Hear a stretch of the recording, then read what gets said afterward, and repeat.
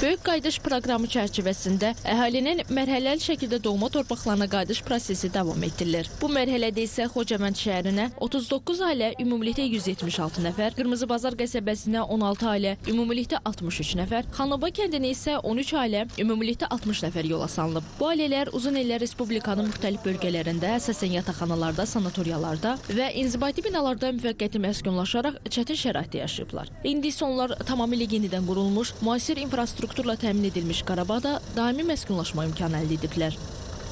35 ildir bayılda yaşamışam. İndi də Allaha şükür mənə də qismət oldu. Allah can sağlığı versin bizim prezidentimizə. Allah ona ömür uzun sağlıq can versin.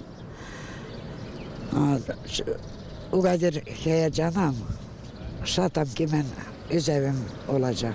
33 ildən sonra öz torpağımıza gedirik. Çiftə tək gəlmişdi, indi inşallah 3 oğlumla gedirəm. Sevinirik, sevincimizin həddi yoxdur, torpağımıza qaydırıq. Gözəl gündür, Allah prezidentinə can sağlığı versin. Göründüyü kimi, doğma torpaqlarda həyatın yenidən dirçəldilməsi, sosial-iqtisadi canlanmanın təmin olunması və bölgələrin dayanıqlı inkişafının təmin edilməsi sakinlərin bölgəyə qayıdışına ayrıca sevinç bəxş edir. Beləliklə, doğma torpaqlara qayıdan hər bir ailə də Qarabağın yenidən dirçəliş salnaməsinin canlı iştirakçısına çevriləcək. Zeynəb Müzəffərli, Ağalar Ağalarov, Real.